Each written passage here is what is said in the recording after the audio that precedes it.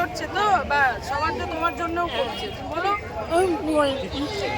অহিন্দ্র মঞ্চে কর্মী সভা শেষ করার ঠিক পরে পরে যখন মমতা বন্দ্যোপাধ্যায় বেরিয়ে যাচ্ছেন, সেই সময় গাড়িতে ওঠার ঠিক মুহূর্তে একটি আর্তকণ্ঠে একজন মানুষ তার কাছে আসেন এবং মমতা বন্দ্যোপাধ্যায়ের দৃষ্টি আকর্ষণ করেন। তিনি জানান তিনি কথা বলতে পারেন না,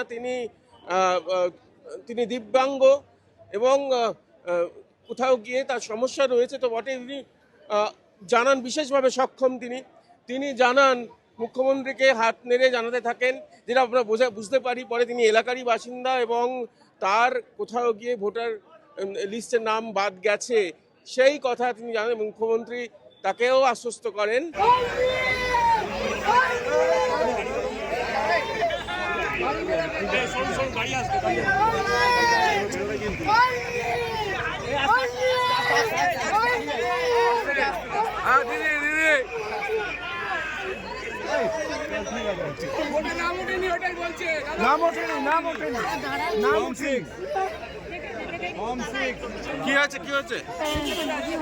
কি হয়েছে নাম বাদ গেছে ধরেছে।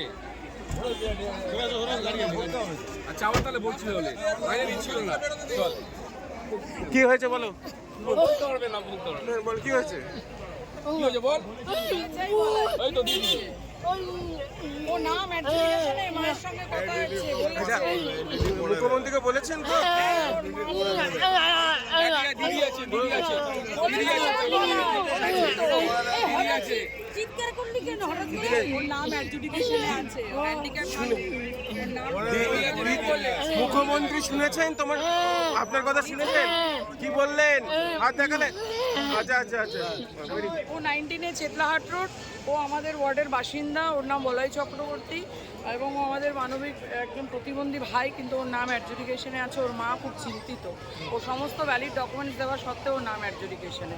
কারণ ওর বাবা মার চিন্তা যে আমরা মরে গেলে আমার ছেলেটার কী হবে? একটা হাওয়া গোবা ছেলে, মানবিক প্রতিবন্ধী একটা ছেলে, কথাও বলতে পারে না, হাঁটতেও চলতে পারে না। খুব চিন্তায় আছে, দুশ্চিন্তায় আছে। ওর জন্ম কাগজ সমস্ত কিছু দিয়েছে।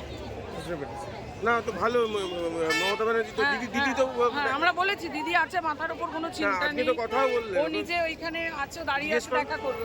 দিদি কি বলেছে বলো? বলেছে চিন্তা নেই, আমি আছি, দিদি লড়ছে তো বা সবার তো তোমার জন্যও করছে, বলো। কিশোরের সঙ্গে প্রীতম দে, এই সময় লাইভ।